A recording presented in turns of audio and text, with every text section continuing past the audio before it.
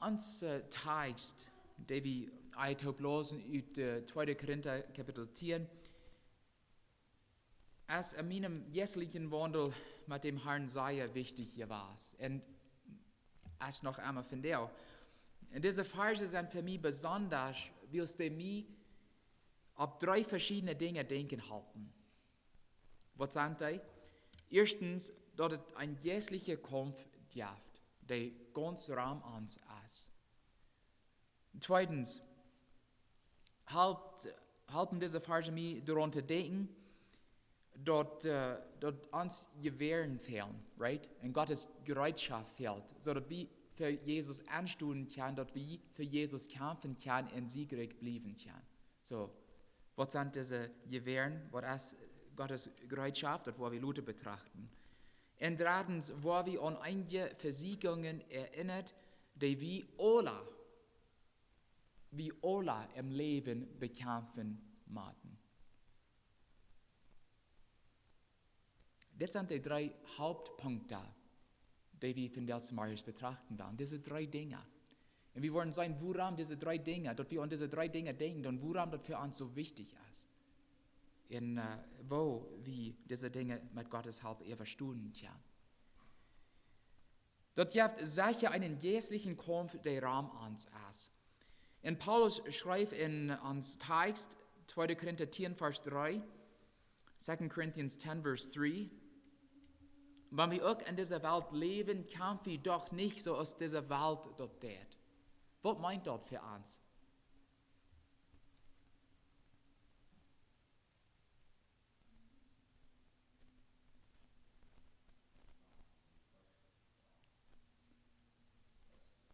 Wir kämpfen jährlich, right? Immer mit jährlichen Sachen. Nicht mit physischen Gewehren. Nicht mit einem Schwert oder mit einer Schrotflinte oder so was. Nee, wir haben jährliche Gewehren und Gott hat dort jährliche Bereitschaft für uns, die wir brauchen sollen, um diese jährlichen Gefahren zu überstehen. Solange wir unseren physischen Körper haben, solange wir auf dieser Welt leben, dann sind wir gezwungen, auf der Welt zu sein oder an der Welt zu sein. So wie in Johannes 17 lesen dann. Und obwohl wir auf der Welt oder an der Welt sind Kinder Gottes nicht von dieser Welt. Wir sind nicht von dieser Welt. Und Johannes 17, Johannes 17, bet Jesus für seine Jünger. Und in diesem Gebet, was Jesus hier bringt, sei wie auch mit eingeteilt. Okay, er sagt in Johannes 17 zu seinen Jüngern, ich lese Verse 15 bis 16, Johannes 17, Verse 15 und 16. Er sagt, ich freue für nicht dafür, dass du an diese Welt nehmen sollst, aber dass du an farmen Beisen bewahren sollst. Sie sind nicht von dieser Welt, genauso als ich nicht von dieser Welt sie. Wenn jemand von dieser Welt ist, dann jagen die Dinge, die diese Welt unterbeiden hat. Und was sind diese Dinge, die uns Welt uns anbieten will oder anbieten wird?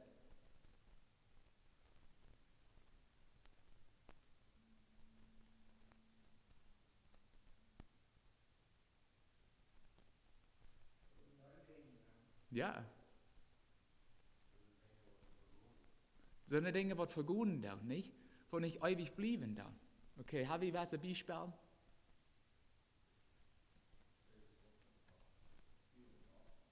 You and Lust, ja. Geldgierig sein, right? Geldhängeron sein, was noch?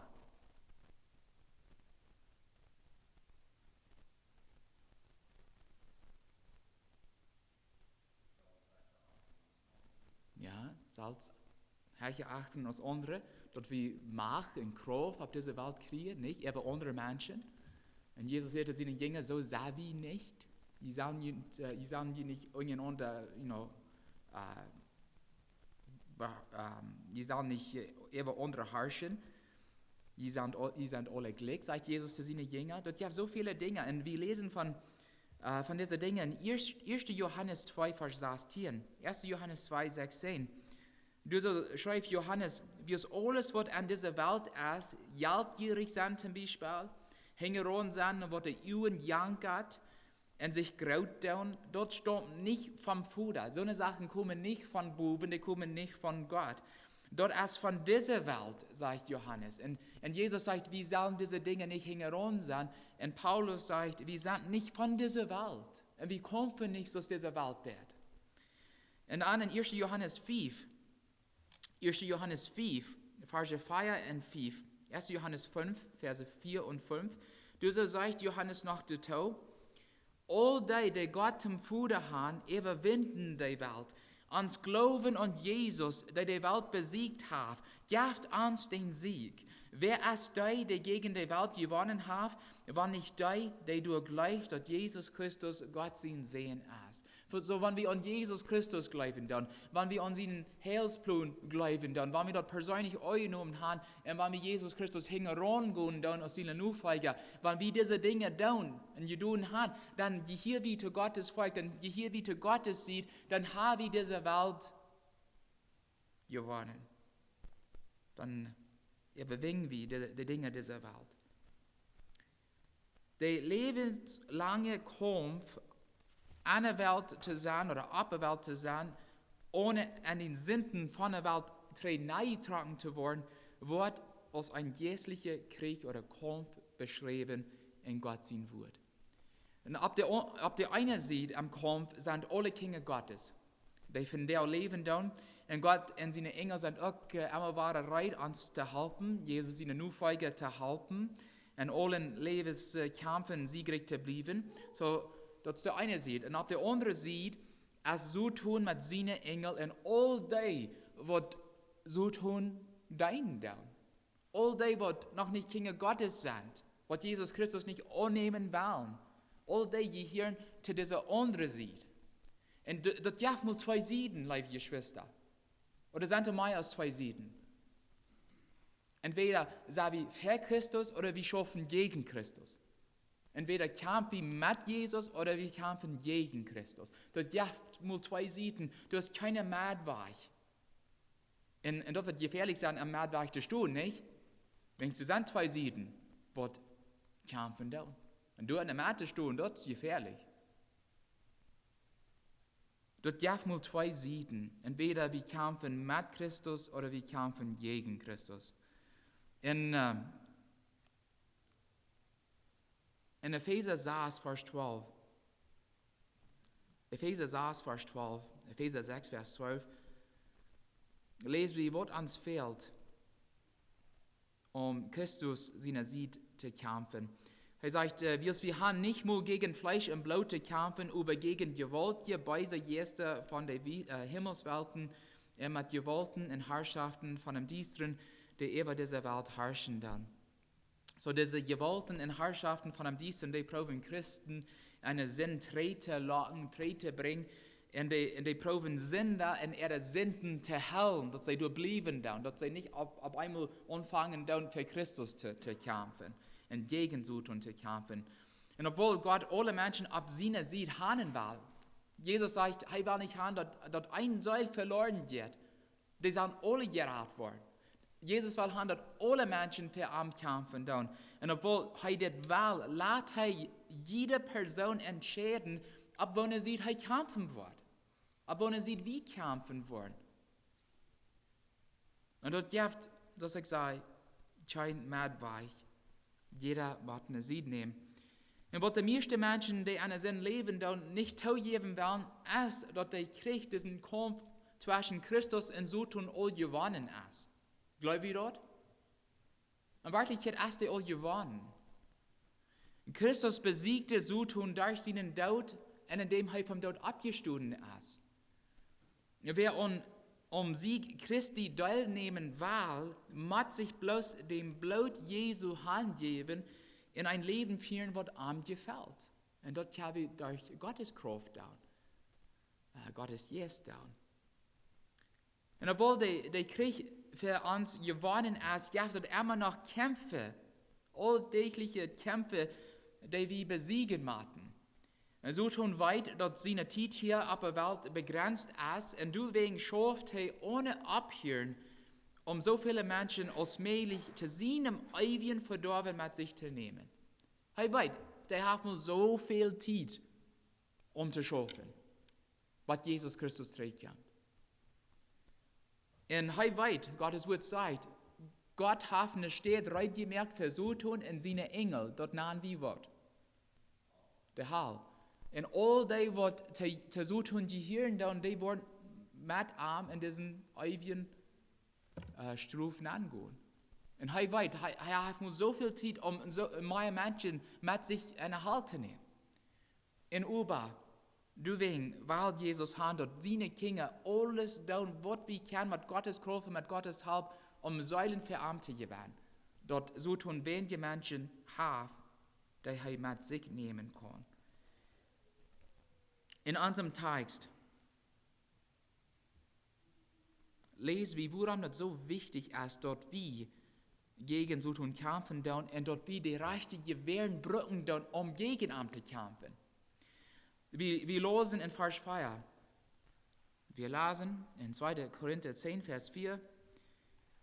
Dort Bereitschaft, dort wie zum Kämpfen Brücken stammt nicht von dieser Welt, dort stammt von Gott und du wegen haft dort eine Gotteskraft an sich. Als Bibellese weit wie dort Bereitschaft, dort wie zum Kämpfen Brücken in Epheser 6, Verse 14 bis 18 zu finden sind. Und ich will diese Verse für uns lesen. So, ich lese Epheser 6, Verse 14 bis 18. Epheser 6, Verse 14 bis 18. Wer mit lesen will. Epheser 6, 14 bis 18.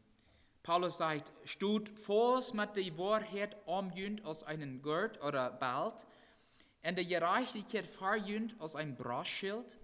Das Evangelium, das den Frieden bringt, trägt unsere Schau ab jener Feit. Über alles nimmt den Glauben aus einem Schild, wo der Beise mit seinen brennenden Fehler nicht durchschreiten kann. Jene Radung sagt jünd ab aus einem Haut, und Gott sein Wort aus ein Schwert, das der Jesus jünd jaft. Det tut alle im Gebet und bet Gott Hilfe. Bet immer, wenn der Jesus jünd tut unmond, blieb wacker und jef nicht nur mit beten, bet für alle, die zu Gott sein Volk gehören. So, die Gewähren von Gott sind Wahrheit, Gerechtigkeit, und das Evangelium von Jesu Christi, Glauben, Radung oder Lösung, das Gebet in den Heiligen Geist. Das sind die Dinge, die uns fehlen, liebe Geschwister, wenn wir für Christus kämpfen, wenn wir gegen Satan kämpfen wollen, wenn wir standhaft bleiben wollen und nicht ein Tag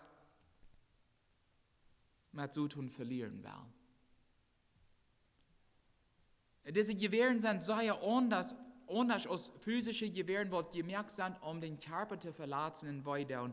Unsere Gewehren sind geistlich, uns am Leben zu bewahren, währenddem wir auf dem Weg zu unserem himmlischen Ziel kämpfen und Säulen für Christus gewinnen. Und das ist wichtig, die rechte Gewehren für den Kampf zu haben. Und jeder geöffnete Soldat nimmt sich die Zeit, die rechte Seiten von Bereitschaft auszuwählen, die nötig sind, an den Kampf zu gehen. Auf Englisch wird ein Sprichwort gesagt, you don't take a knife to a gunfight, right? Habe ich das mal gehört? Ja, ich glaube, viele von uns haben, right? Und das wird Gott uns auch wiesen will. Wir müssen die rechte Gewehren haben, wenn wir gegen Satan kämpfen dort, und wenn wir für Christus kämpfen dort, wenn nicht, dann wollen wir nicht überstehen. Ich denke an David. David will gegen Goliath gehen. Und er hat auch Goliath umbringen, right? Mit Gottes Hilfe.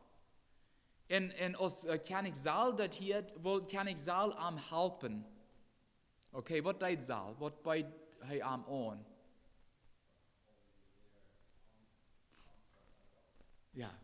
So Saul wie ein großer Mensch, right? Was sagt Gottes Wort? Wofür gerade wir er? Ein Kopf heicher als all die anderen Israeliten, nicht? So, wir können uns dann dort feststellen, dass sie Bereitschaften gewähren, viel gratis wären als die anderen Menschen und dass die zu groß wären, viel zu groß wären für David. David war damals bloß noch ein Jung und der will gegen Goliath kämpfen und dann tragt er sich all seine Sachen aus und dann ging er am Krieg nahen mit Wort. Mit einem Schleuder, mit Wassersteiner, nicht? Und mit Gott. Und das, was ihm gefehlt hat, Gott, auf seiner Seite haben. Und dafür dann nicht genug. Er weiß, was am fehlen seid, Goliath anzubringen. Er trug dort unnötig uit und ging mit Gott gegen Goliath. Als Christen müssen wir Sachen merken, dass wir auch bereit sind zu kämpfen und dass wir dort rechte Bereitschaft mit haben, die rechte Gewehr mit uns haben, wenn wir kämpfen. Und wo können wir, liebe Geschwister, den Sieg über den Sinn erwarten, ohne dass wir Glauben an Gott haben, so es David hat. Ohne ein gesundes Gebetsleben zu haben. Ohne eine Life zu Gott in seinem Wort zu haben. Ohne die Kraft vom Heiligen Geist zu haben. Das ist allmählich. Das ist allmählich. Dann habe ich nicht die rechte Sache mit am Krieg gebracht. Dann wollen wir nicht überstehen. Und gleich, wo Paulus diese Gewehren beschreibt, er sagt, dort Bereitschaft stammt von Gott und deswegen hat dort eine Gotteskraft an sich. Epheser 6, 10 bis 11 sein, Epheser 6, 10 bis 11, sorgt du für, dass die stark worden durch die Kraft, die Herr jünt jaft. Leicht jünt dort die Scher ab, oder Bereitschaft ab, dort Gott für jünt reit hat. So, wenn wir Gottes Bereitschaft abnehmen, dann hat dort Gottes Kraft an sich. Und Jesus hat diese Salje Gewehren gebraucht, so tun zu besiegen. Was meine ich? Lass mich was ein Beispiel geben. Als Jesus in der Wildnis vom Sotun versorgt ward, hat Jesus in jeder Versiegung die Schrift gebraucht, Sotun zu überstehen. Weißt du dort noch? Ja. Jesus lässt sich nicht verleiten, wie es er weiß, was das Wort Gottes sagt. Wir können den Sieg haben, indem wir Gottes Wort kennen. Und es gegen Sotun brücken, wenn er uns versiegen wird. Zweitens, als Jesus im Garten Gethsemane stark kämpfen muss, den Willen Gottes zu tun und sein Leben für die Menschheit zu geben, was tut er da? Er betet. Er betet zu seinem himmlischen Vater, der am starken deut und halten deut, gehorsam zu sein, botten dort umkreuz. Er betet. Und das Gebet kann uns auch helfen, durch die schweren Zeiten zu kommen. Gott will uns helfen. Er sagt, ich habe alle Kraft auf dieser Welt. Und ich will ihnen helfen, ich will ihnen Kraft geben, über jemanden zu mir kommen. Und dann will ich Kraft genug haben, zu überstehen. Drittens, Jesus hat auch ein Leben von Wahrheit und Gerechtigkeit geführt. So tun hat niemand könnt ab einen Sinn in seinem Leben anwiesen, arm zu entmutigen. Und wenn wir ein Leben von Wahrheit und Gerechtigkeit an Christus leben, dann wird so tun nicht eine Lehre sein, uns zum Zweifeln bringen. Aber zum Beispiel ans Heilsgewissheit, nicht? Wenn wir an Gott bleiben, am Gehorchen, dann wollen wir nicht über welche Dinge zweifeln machen. Wenn die Gewehren Gottes Jesus Christus geholfen haben, den größten Kampf einer Weltgeschichte zu gewinnen, wird er auch für uns Amateuriken, zu überstehen. Jesus hat uns gewesen, was er meint, Gott seine Bereitschaft abzunehmen und diese Gewehren zu brücken. Wir wollten dort dran ans geistliche Kämpfe jaft.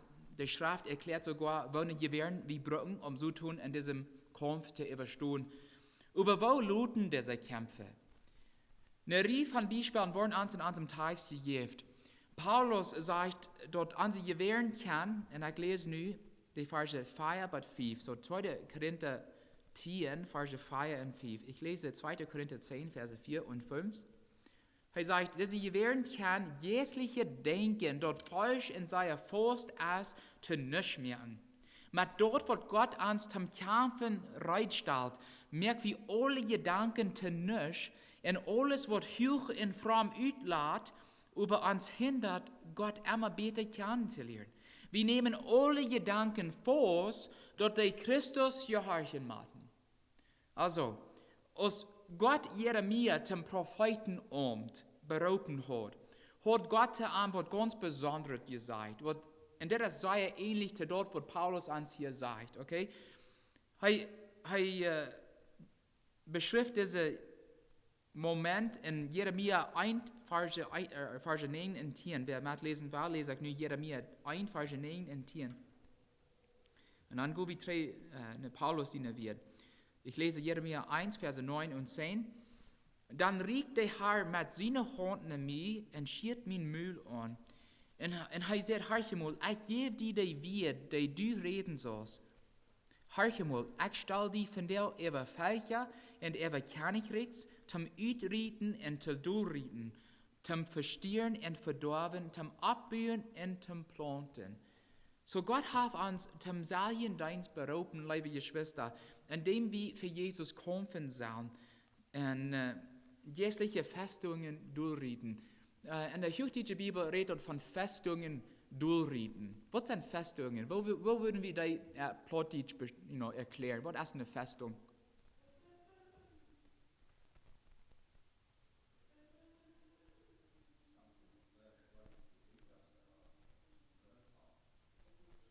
Ja.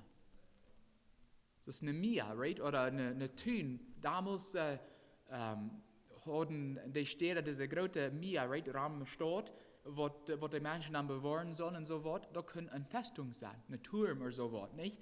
In so tun büht sich diese große Mia in Tün, in Turm, und er prüft, sie kann ich auf dieser Welt abzustellen. Und Jesus sagt, no, gut rüht, merkt Lehrlinge uit alle Völker, und indem je meine Kreuzschaften je werden mitnehmen, dann kann ich diese Festungen durchrieten und verdorben und uitrieten. Und dadurch verliert Satan noch mehr und dadurch gewinnt Christus noch mehr. Okay, so wie kann diese Dinge für Gott tun? Diese Dinge durchrieten und verdorben mit Gottes Hilfe. In vierten Fall wie aus Nufeige Christi, dort die ganze Welt, dort Christentum entgegensteht. Right? Indem wir an Christus in seine Wort glauben, können wir uns ziemlich allein feilen, vielleicht bei der Arbeit steht oder an der Schule. Die Welt probt Gott durch verschiedene Wege weich zu erklären, dort weit wie Gott. Du möchtest sie nicht gottloses Leben verurteilt feilen. Die Welt will dort wie eingeliert feilen sein oder schwach lierig sind, wann wir an biblische Wunder glauben tun, in Gottes Wort glauben tun. Die Welt probt Christen zu verleiten, wie es Christen nicht wahrlich sind, Lebensstile unternehmen, was gegen Gottes Wort gehen tun. Sie wollen haben, dass wir so feilen sind, als ob wir ab der Minderheit sieht sind, ab der sieht sind, was verspielen wird. Aber das sind Lehres, das sind Festungen Satans, die er gegen uns gebüht hat. Die Bibel sagt, wir sollen diese Festungen uitrieten und durchrieten. Wir sollen die verstehen und verdorben. Und dort können wir mit Gottes Kraft tun, und mit Gottes Bereitschaft tun, und mit Gott seine Gewähren tun.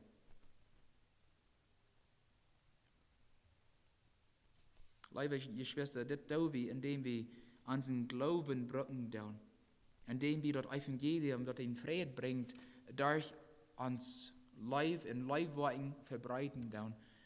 Und das tun wir durch den Heiligen Geist in Kraft und Leitung im Leben. Und vielleicht ist der gerade Kampf, den wir kämpfen machen, ans Denken. Wo luten unsere Gedanken, liebe Geschwister? Jesus sagt, dass es möglich ist, mit unseren Gedanken zu sündigen. Jesus sagt, durch Hass haben wir Menschen Wort.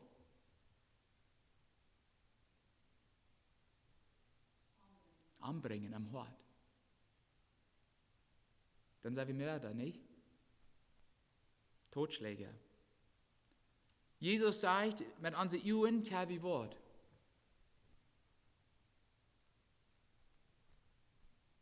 Ehebruch begonnen, nicht?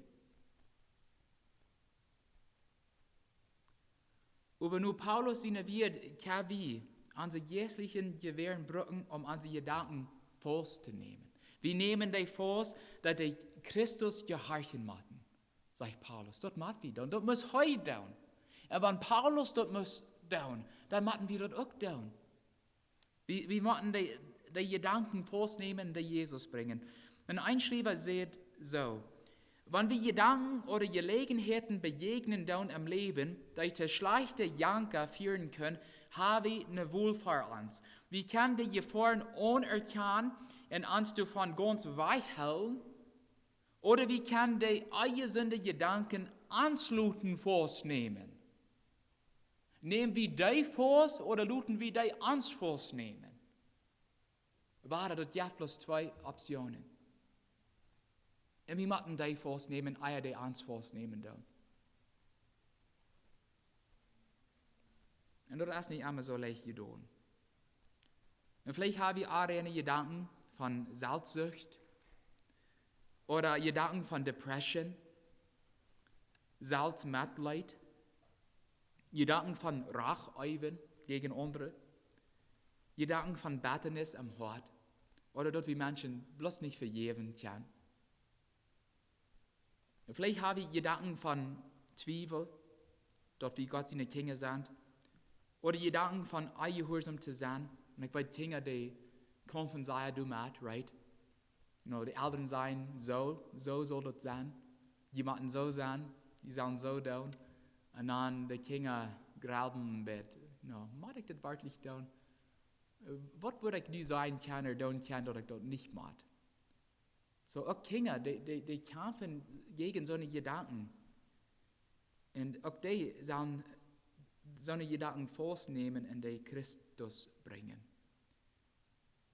Und das ist mein Lieblingsvers aus unserem Text. Wenn ich so eine Sorten von Gedanken kriege, liebe Geschwister, ein Prediger kriegen die auch. Glaubt ihr das? Absolut. Aber wenn ich so eine Gedanken kriege, dann kommt kurz das in meinem Sinn an.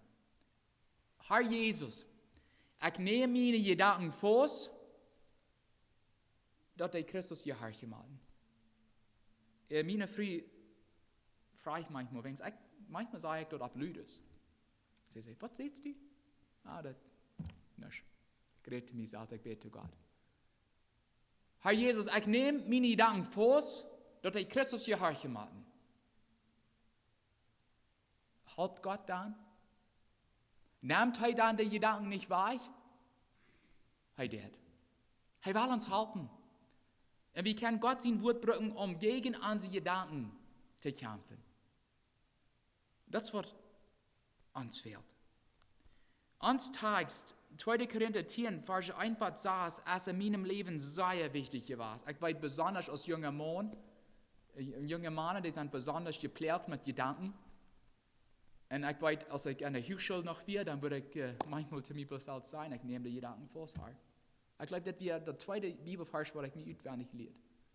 Und das hat mich so sehr im Leben geholfen. Diese Verse helfen mir daran zu denken, dass wir ständig am geistlichen Kampf stehen. Und wir müssen dafür bereit sein. Gott versorgt uns mit allem, was uns fehlt, um siegreich zu bleiben.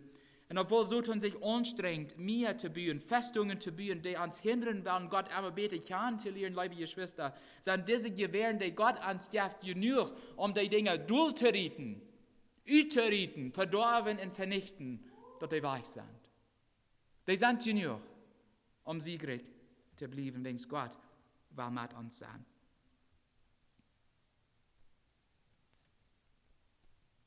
Ist das möglich, siegreich zu bleiben? Paulus sagt, bleib siegreich. Jesus sagt, bleib siegreich.